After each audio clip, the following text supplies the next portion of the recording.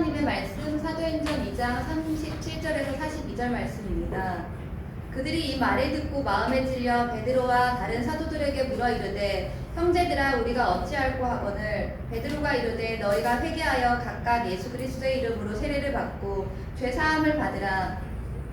그리하면 성령의 선물을 받으리니 이 약속은 너희와 너희 자녀와 모든 먼데 사람 곧 우리 주 하나님이 얼마든지 부르시는 자들에게 하신 것이라 하고 또 여러 말로 확증하며 권하여 이르되 너희가 이 패역한 세대에서 구원을 받으라 하니 그 말을 받은 사람들은 세례를 받으매 이 나라의 신도의 수가 3천이나 더하더라.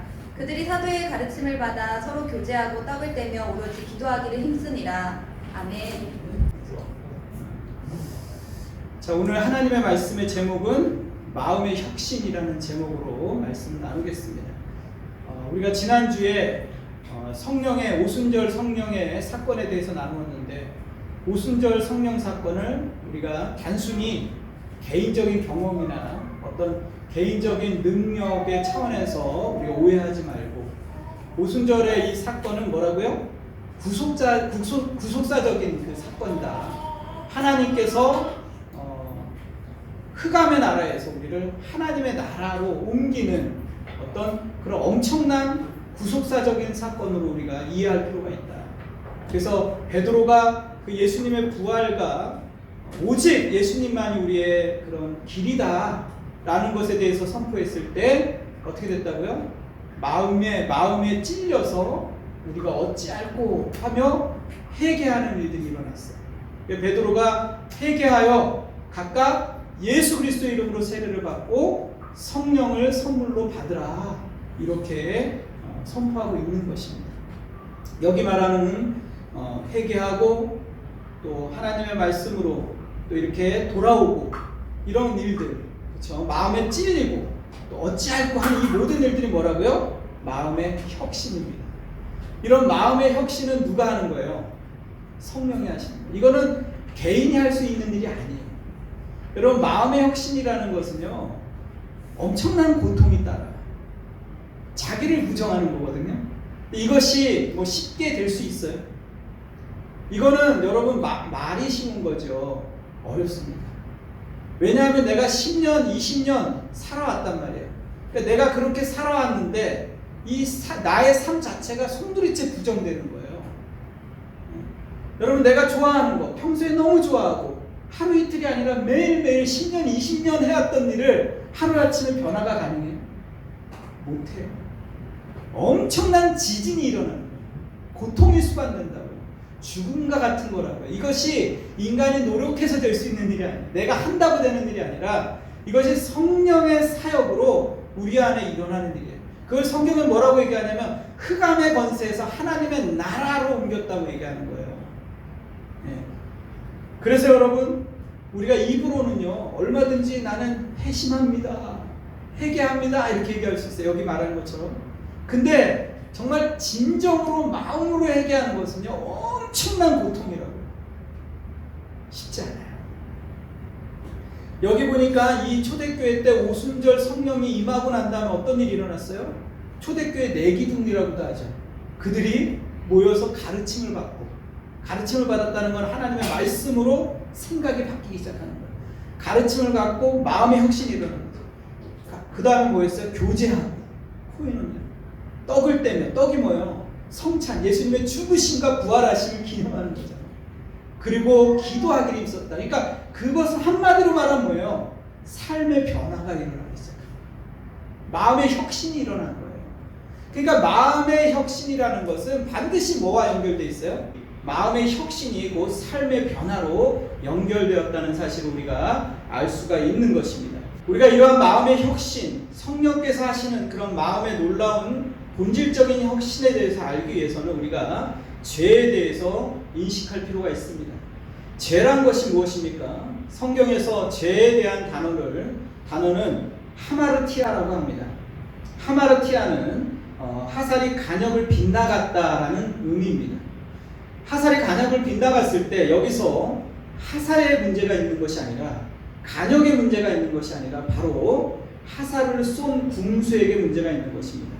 간역이 아닌 다른 곳을 정조준하고 아무리 100발, 1000발을 쏜들 그것은 빗나갈 수밖에 없는 것입니다. 마찬가지로 여러분, 아담이 처음 범죄했을 때 사탄이 그들에게 와서 했던 것이 무엇입니까? 그들의 마음을 빼앗은 것입니다. 그들이 하나님을 향해 정조준했던 그 마음을 자기 자신을 향하도록 했던 것이 바로 죄의 시작인 것입니다. 너가 이것을 먹으면 하나님같이 될 것이다. 사탄이 그들에게 말했습니다. 그들이 하나님을 향해 신뢰하고 사랑하고 그런 하나님과의 관계성 속에 있었는데 그 관계를 깨트려버린 것입니다. 하나님을 의심하기 시작했던 것입니다. 하나님이 좋은 것을 감춰놨다고 생각한 것입니다. 하나님의 사랑을, 신뢰를 그들이 더 이상 할 수 없는 분이라고 생각했던 것입니다. 그래서 그들은 하나님을 향해 있던 그 사랑의 마음이 자신을 향하도록 그렇게 사탄을 유혹한 것입니다. 그래서 하나님께서 그들에게 찾아와서 처음 했던 말이 무엇입니까? 내가 어디 있느냐 물으셨던 것입니다. 하나님께서 전지전능하시고 모든 것을 아시는 분이 아담과 하하가 어디 있는지 몰라서 물으셨겠습니까? 여기서 아담과 하하는 하나님의 물음에 공간적인 개념으로 대답을 했습니다. 내가 부끄러워서 수치로 인해서 숨었나이다. 두려움으로 숨었나이다. 이렇게 고백을 합니다. 여러분, 하나님이 물으신 것은 공간적인 개념으로 물으신 것이 아니라 하나님은 본질적인 것을 물은 것입니다. 실존을 물은 것입니다. 내가 어디 있느냐? 내가 지금 있어야 될 곳에 있는 것이냐? 너의 마음이 지금 어디를 향해 있느냐? 묻는 것입니다. 오늘날도 동일합니다, 여러분. 여러분 지금 여러분이 향해 있는 지점이 어디입니까? 하나님을 향해 있습니까? 여기 수많은 사람들이 여기 앉아 있지만 각자 마음이 다 다릅니다. 찬양하고 기도하고 예배하고 말씀을 듣는 이 순간에도 여러분의 마음의 중심에 하나님이 없다면 그것은 하나님께서 여러분의 마음은 여러분의 마음은 다른 곳에 빼앗겨 있다는 것입니다. 여러분 오늘 하나님께 여러분의 마음을 두시기를 바랍니다. 하나님을 향해 있지 않은 인간의 마음은 하나도 유익한 것이 없습니다. 밝은 것이 없고 좋은 것이 없습니다. 온통 더럽고 하나님을 향해 있지 않은 마음은 탐욕으로 또 자기중심적인 마음으로 가득할 수밖에 없다는 것입니다. 마가복음 7장 21절에 이렇게 나와 있습니다. 속에서 곧 사람의 마음에서 나오는 것은 악한 생각, 곧 음란과 도둑질과 살인과 간음과 탐욕과 악독과 속임과 음탕과 흘기는 눈과 해방과 교만과 강패니 미친 짓이니 이 모든 악한 것이 다 속에서 나와서 사람을 더럽히느니라. 사람의 마음에서 나오는 모든 것이 악하다라고 성경은 말하고 있는 것입니다. 하나님을 향해 있던 그 마음이 자신을 향하자 자기중심적으로 가자 인간에게서 나오는 모든 것들이 악한 것밖에 없다라고 성경은 말하고 있습니다. 여러분 굳이 차이를 두자면 여러분 우리는 도덕적인 죄인이 있고 비도덕적인 죄인이 있는 것입니다.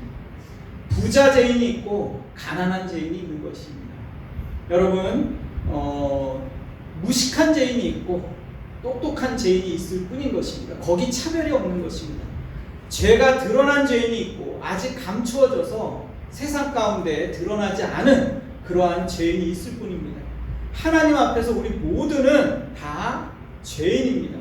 그러한 것들을 정확하게 인식하는 단어가 뭐냐면 바로 내가 어디 있느냐 하나님 물으신 거예요.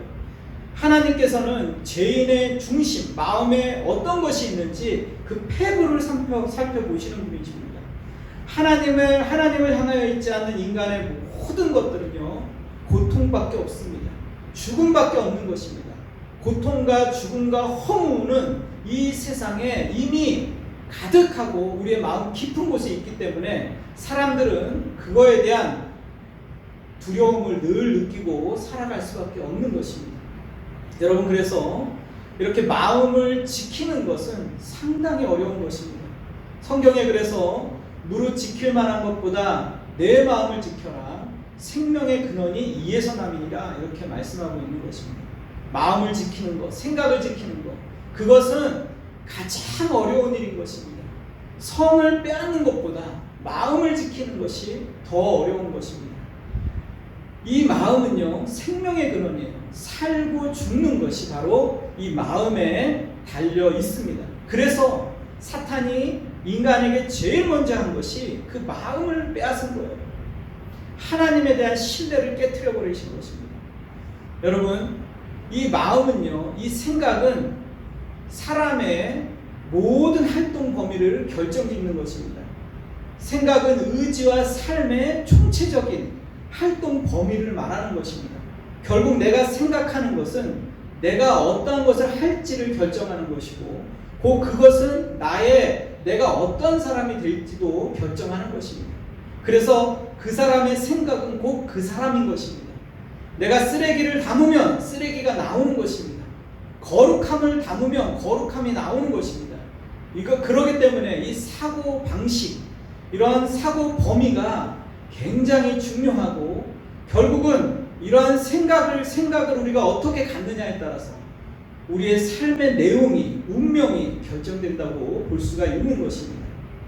그래서 여러분, 이런 생각에는 네 가지 구성 요소가 있어요. 이 네 가지를 통해서 생각이 형성이 되는 것입니다. 첫 번째는 개념이고, 둘째는 이미지고, 세 번째는 정보고, 네 번째는 사고력입니다. 여러분, 첫 번째 개념이 무엇입니까? 개념이란 사물을 생각하고 해석하는 방식입니다. 보이지 않지만 아주 강력하게 나를 지배하고 있는 것입니다. 모든 일상생활에 퍼져 있어서 우리가 함께하고, 우리가 함께 자라고, 우리의 모든 인식체계가 바로 이 개념에 의해서 결정이 된다고 볼 수가 있는 것입니다. 어떤 의미에서 우리는 자유롭다고 생각하지만 실제로는 이 개념의 강력한 지배 속에 살아갑니다. 여러분, 생각해 보시기 바랍니다. 여기 쉽게 말해서 학교 하면 학교에 대한 개념, 우리가 각자 학교에 대한 개념이 있습니다. 학교 하면 떠오르는 생각들이 있습니다. 의자, 책상, 마이크 하면 우리는 그것에 대한 개념을 가지고 있습니다. 각자. 그래서 우리의 일상의 모든 부분이 사실은 개념화되어 있습니다. 그런데 여러분, 우리가 구원이라고 생각했을 때 구원받았다는 것을 우리가 어떻게 알 수 있습니까? 여러분, 궁금하지 않습니까? 그런데 구원받았는지 안 받았는지 알 수 있는 한 가지 방법이 있습니다. 그것은 뭐냐 하면, 구원을 생각했을 때 우리의 개념이 악에 대한 개념에서 하나님의 나라의 문화의 개념으로 내가 점진적으로 바뀌어가는 과정이 바로 구원인 것입니다. 우리는 세상에 대한 개념, 세상이 주는 가치관, 세상이 주는 그런 생각들로, 악한 생각들로 우리는 이미 가득 차 있습니다. 아까도 말했지만 죄로 인해서 우리의 생각들이 오염되기 시작했고, 우리의 마음이 자기중심적이고 탐욕적으로 바뀌었습니다. 그렇기 때문에 우리가 행하는 모든 정의들과 개념들이 이미 많은 부분에 있어서 세상에 점령되어 있다는 사실을 우리는 기억해야 됩니다. 이러한 것들을 하나님의 나라의 문화, 생명의 원천으로 하나씩 바꿔가는 과정이 바로 성령님께서 우리 속에서 하시는 일인 것입니다. 여러분, 청년들이 왜 오랫동안 교회를 다니다가 어느 날 갑자기 다 떠나갑니까? 한국교회가 지금 청년들이 텅텅 사라져가고 있습니다. 텅텅 비어가고 있습니다. 왜 그렇습니까, 여러분? 그들이 교회는 다녔지만 실제적으로 하나님의 나라에 대한 개념으로 바뀌어가지 않았기 때문에 그렇습니다. 여전히 세상의 문화 속에서, 세상이 주는 영향력 속에서 그들이 그것에 대해서 더 영향분을 받고 거기에 뿌리를 내리고 살아가면서 몸만 교회에 왔다고 해서 그들이 크리스찬은 아닌 것입니다. 많은 사람들이 실제로 여기에 앉아서 예배를 드립니다. 그런데 실제로 삶에서는 전혀 하나님의 나라의 백성답게 살아가지 못하는 것을 보게 됩니다.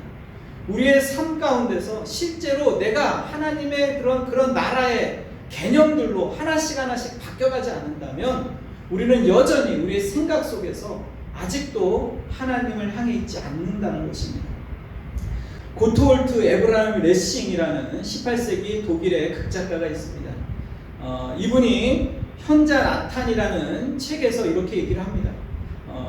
책에서 어떠한 영롱한 반지가 있는데, 아주 놀라운 반지가 있는데, 이 반지를 끼는 사람은요 하나님에게 사랑을 받고 인간들에게 사랑을 받는다는 것입니다. 그래서 이 반지가 대대로 이렇게 전해져 내려왔는데, 이 반지는요 장자에게 전해지는 것이 아니라 이 반지에 합당한 아이에게 전수가 되었습니다.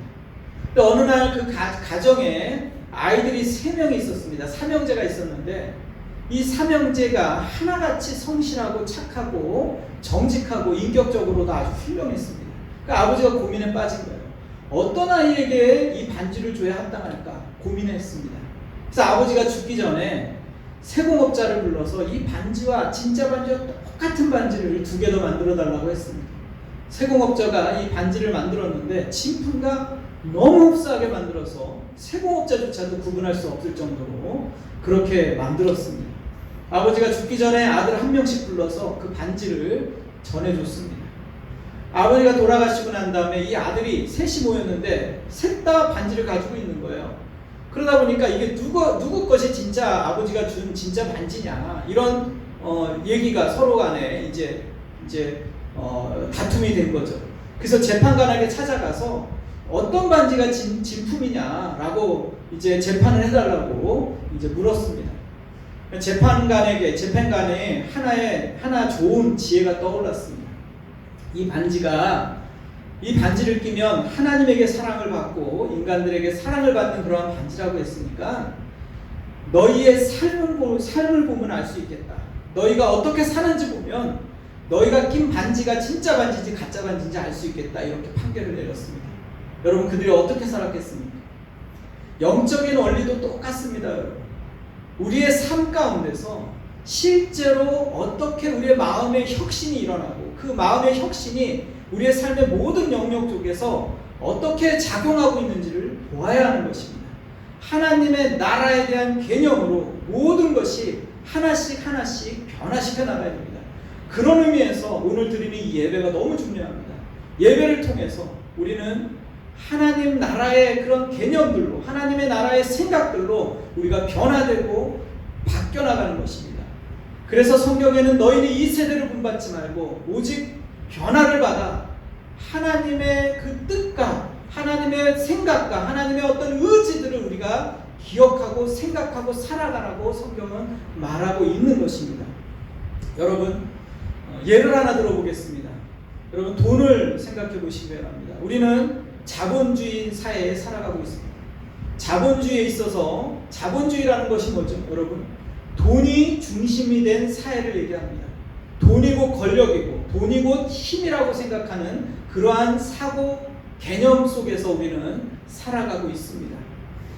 여러분, 그래서 사람들이 이 돈을 어떻게 해서라도 모으려고 합니다. 돈을 가지면 어떤 학자가 말하기를 돈은 유사전능자다 이런 얘기를 했어요. 그 말이 무엇입니까? 돈을 가지면 마치 자신이 신이 되었다고 사람들은 느낀다고 합니다. 그러니까 자기가 마치 신이 된 것처럼 느끼는 거예요. 돈을 가지면. 그래서 다른 사람들을 부릴 수 있고 다른 사람들의 시간을 사고 함부로 할 수 있고 이렇게 돈을 가지고 한다고 생각을 하는 거예요. 돈은 그래서 시간, 은결된 시간이라고도 하는 거예요. 그러니까 다른 사람의 시간들을 내가 돈을 가지고 살 수 있고 그 사람들을 내가 시킬 수도 있고 조종할 수도 있다라고 생각을 하는 거예요. 마치 내가 신이 되었다라고 스스로 착각하게 만든다는 것입니다. 그러나 성경에는 뭐라고 얘기하고 있습니까? 돈에 대한 개념이 무엇입니까? 돈을 중립을 하고 얘기하죠. 돈은 부정도 있고 긍정도 있어요. 돈을 청지기로서 작은 일에 충성하면 큰 것을 맡긴다고 말씀하면서 이 작은 일에 성실하게 책임감 있게 정직하게 벌 것을 말하고 있습니다. 한편 뭐라고 얘기하고 있습니까? 돈에 대해서 돈은 또한 일만 악의 뿌리가 된다고 얘기하고 있는 것입니다. 돈을 사랑하는 것이 모든 악의 모든 그 죄악들을 열어놓는 하나의 통로가 되기 시작하는 거예요. 그래서 성경은 돈을 향해서 만몬이라고 얘기해서 어떤 생명을 불어넣는 인격적인 어떤 그런 만몬의 신이라고 얘기하는 거예요. 사람들이 돈을 사랑함으로 인해서 하나님을 향했던 마음들이 돈을 향해서 자기 중심적으로 다 그렇게 사단을 향해서 세상을 향해 마음이 뺏기는 것을 얘기하고 있는 것입니다. 이것은 곧 그들이 파멸과 멸망으로 갈 수밖에 없는 하나의 통로가 될 수 있다고 성경은 말하고 있는 것입니다. 이렇게 돈에 대한 개념, 성경이 말하고 있는 돈에 대한 개념을 가지면서 돈은 사랑의 대상이 아니라 뭐라고요? 돈은 관리의 대상이구나. 이렇게 다시 한번 개념이 바뀌어 나갈 수 있어야 되는 것입니다. 여러분, 구원은 뭡니까? 다시 말하면 구원은 이 세상의 악에 대한 개념들이 하나씩 하나씩 하나님의 나라의 개념들로 옮겨가는 것을 말하고 있는 것입니다. 골로새서 1장 13절에 이렇게 선포하고 있습니다. 그가 우리를 흑암의 권세에서 건져내사 그의 사랑의 아들의 나라로 옮겨 놓았느니라. 하나님께서 우리를 흑암의 권세에서, 이 세상의 그 악한 개념에서 우리를 건져내서 하나님의 사랑의 아들의 나라로 우리를 옮겨놓은 것이 바로 구원인 것입니다. 이러한 개념의 변화는요, 고통스럽고 쉽지 않습니다. 여러분, 쉽게 나는 변화되었어 라고 쉽게 말하지만 실제로 이러한 사고가 내 안의 생각들이 변하지 않는 한 나는 여전히 세상을 향해 있는 것입니다. 여러분, 여러분의 생각이 변하고 개념이 변하면 여러분의 운명이 바뀌고 여러분의 인품이 바뀌기 시작하는 것입니다. 그래서 성령께서 오셔서 하시는 일이 바로 이러한 우리의 생각들을 바꾸어 나가기 시작하는 것입니다. 예배가 곧 그러한 것이라고 말하고 있는 것입니다. 두 번째, 이미지입니다. 개념이 추상적이라면 이미지는 뭐겠습니까, 여러분? 이미지는 굉장히 구체적이에요. 이미지는 감정을 장악합니다. 모든 개념 체계는 강력한 이미지를 통해서 하나의 삶의 세력이 되어서 나의 삶을 장악하고 통제합니다, 여러분. 그래서 여러분, 어떤 의미에서 인간에게는 자유란 없어요. 왜냐하면 어떤 개념이나 이런 이미지 속에서 우리는 살아가고 거기에 대한 지배를 받기 때문에 그렇습니다. 여러분이 지금 태어나서 지금까지 얼마나 많은 그러한 이미지가 여러분 안에 마음에 각인되어 있습니다. 그러한 모든 것들이 여러분 하나의 세력이 돼서 여러분을 통제하고 다스리고 있는 것입니다. 그렇기 때문에 이런 이미지가 얼마나 강력한 힘을 갖는지를 아셨기 때문에 예수님께서는 그 모든 것을 아셨기 때문에 바로 강력한 이미지를 사용합니다. 그것이 바로 무엇입니까? 십자가인 것입니다. 골고다의 십자가 하면 우리는 어떤 생각이 듭니까? 대속의 제물, 어린 양, 희생 제물, 우리를 향해서 대속의 피를 흘려주신 그런 어린 양 예수 그리스도가 우리 안에 이미지로 떠오르는 것입니다. 그것이 우리 안에 강력하게 박혀서 그것이 믿음으로 작용해서 하나님의 그런 하나님을 향해서 우리의 마음이 다시 한번 돌이키고 우리가 죄인이라는 사실을 인식할 수 있게 되는 것입니다. 여러분, 그런 것처럼 이러한 이미지는 우리의 삶을 굉장히 강력하게 통제하고 있습니다. 악의 세력을 여러분 가속평가하지 마시기 바랍니다. 이 세상은요, 어떻게 보면 이런 이미지의 전쟁 가운데 있어요. 여러분, 강보를 보십시오. 수많은 이미지들로 구성되어 있어요. 유튜브가 오늘날 왜 이렇게 많이 활성화되는 줄 아십니까? 유튜브에서 나오는 수많은 이미지들, 어린 시절부터 아이들이 거기에 빠져 있는 거예요. 우리가 보는 모든 매체들을 보십시오. 폭력적이며 자극적이며 성적 착취물과 그리고 수많은 그러한 것들이 쏟아져 나옵니다. 사람들은 거기에 무방비 상태로 노출되어 있는 거예요. 그래서 마치 세상이 말하는 것, 이러한 기준들, 세상에서 흘러나가는 그 모든 것들이 하나의 유행을 만들어냅니다. 그리고 그것은 하나의 강란을 만들어내서 사람들이 마치 미친 것처럼 거기에 휩쓸려서 살아가는 거예요. 이 세상에 그런 것들이 하나의 유행을 만들어내는 거예요. 그래서 옛날에는 이런 것들이 너무나도 두렵고 떨리는 어떤 제약들도 요즘에는 아무렇지도 않게 그것이 통용되는 그러한 시대에 우리가 살아가고 있습니다. 이런 것처럼 이런 잘못된 이미지들이 우리 안에 들어오기 시작하면요, 그것은 하나의 세력이 됩니다. 그리고 그것은 하나님에 대한 왜곡된 이미지를 만들어내요. 하나님께서 성경에 하나님이 우리를 이처럼 사랑하사 독생자를 주셨으니 이는 저를 믿는 자마다 멸망치 않고 영생을 얻게 하려 하심이라 이렇게 말씀이 선포됩니다.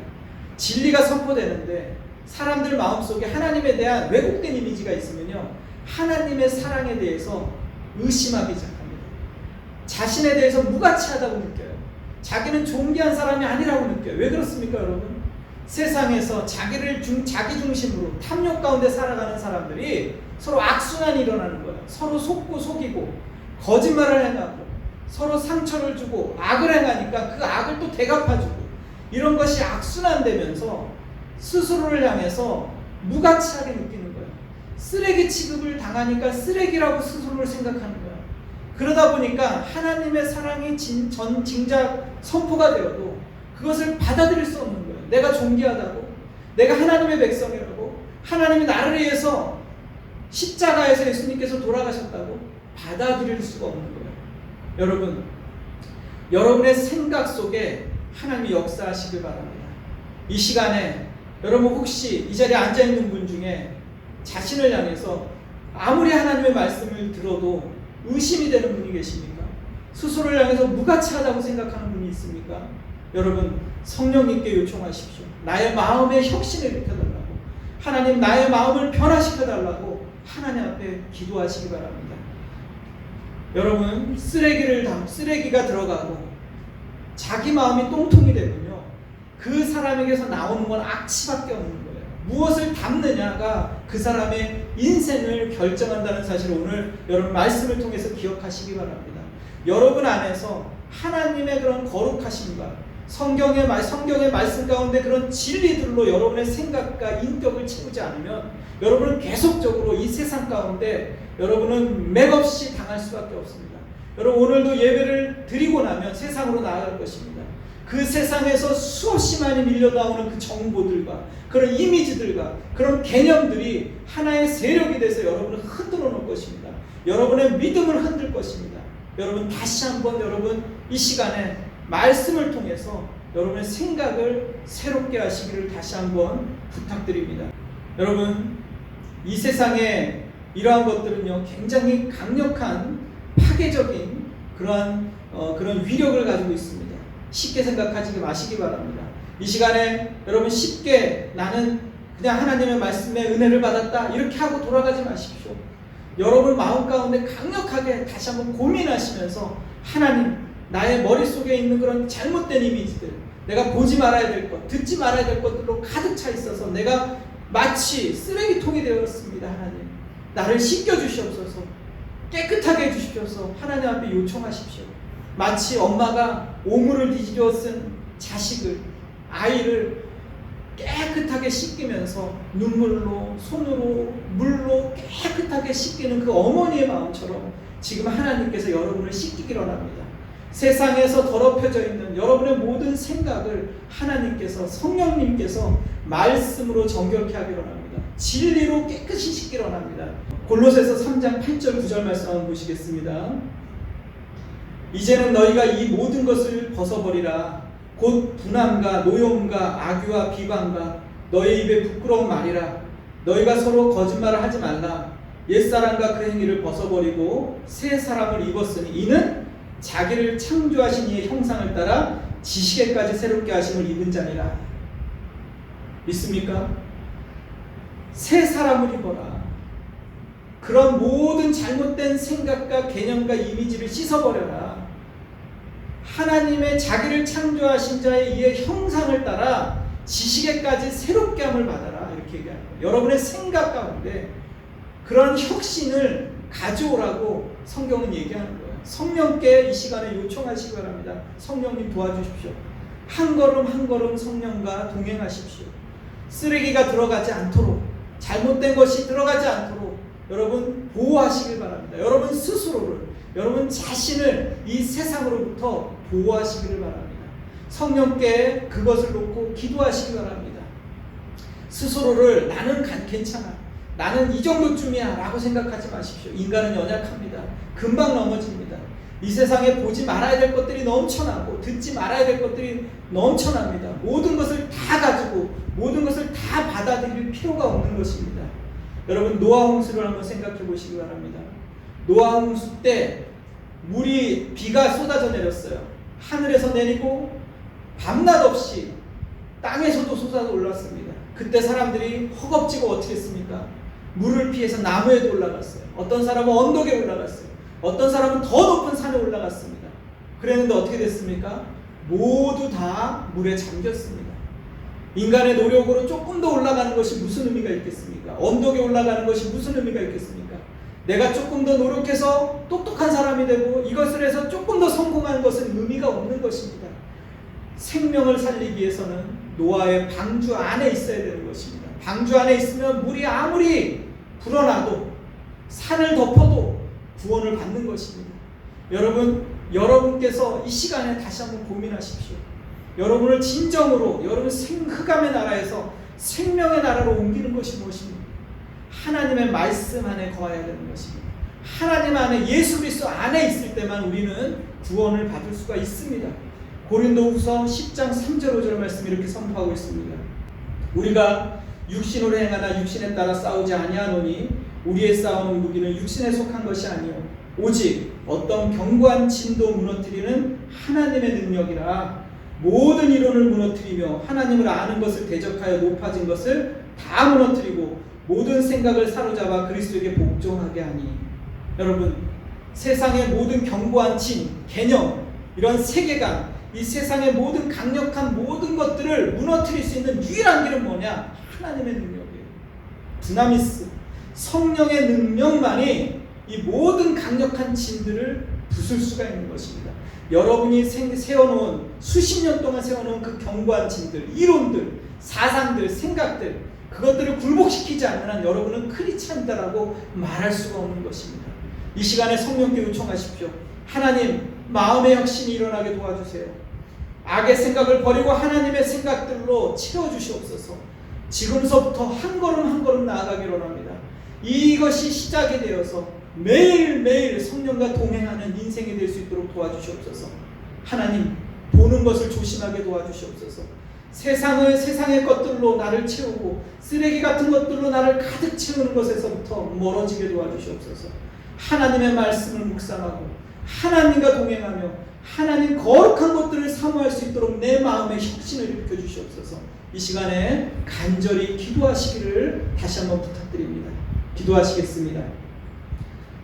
하나님, 이 시간의 말씀을 통해서 우리의 마음 가운데 역사해 주셔서 감사합니다. 성령님께서 오셔서 우리의 마음에 혁신을 일으켜 주시옵소서. 우리의 생각 속에 머물러 있는 그 모든 악한 개념들, 악한 생각들, 보지 말아야 될 것, 듣지 말아야 될 것들로 인해서 쓰레기통이 되어버려 있는 나의 심령들을 이 시간에 말씀으로 정결케 해주시옵소서. 성령의 불로 태워주시옵소서. 거룩하게 해주시옵소서. 하나님의 백성으로 하나님의 백성답게 창조하신 자의 형상을 따라 새롭게 해주시옵소서. 하나님 지식에까지 새롭게 해주시옵소서. 나를 변화시켜 주시옵소서. 내 삶 가운데 변화가 일어나게 하시고 내 인격 속에 변화가 일어나게 하셔서 내가 진정으로 내 삶 속에서 빛과 소금의 역할을 감당할 수 있도록 도와주시옵소서.